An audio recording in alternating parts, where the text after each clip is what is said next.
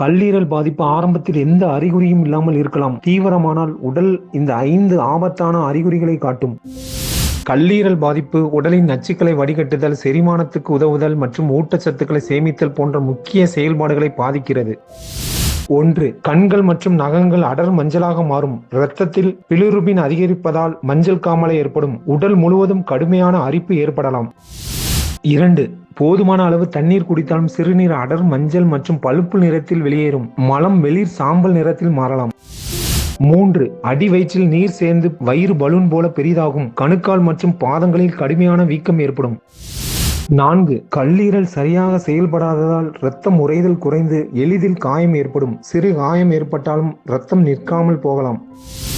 5. கல்லீரல் நச்சுக்களை வெளியேற்றாததால் அவை மூளையின் செயல்பாட்டை பாதிக்கலாம். இதனால் அடிக்கடி மறதி, தூக்க இன்மை அல்லது கடுமையான குழப்ப நிலை ஏற்படலாம்.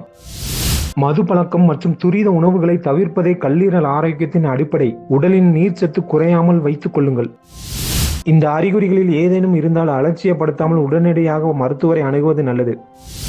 இதுபோன்ற பயனுள்ள ஆரோக்கிய தகவல்களுக்கு உடனே நம்ம சேனலை சப்ஸ்கிரைப் பண்ணுங்க. உங்க ஃப்ரெண்ட்ஸுக்கும் ஷேர் பண்ணுங்க. தேங்க்ஸ் ஃபார் வாட்சிங்.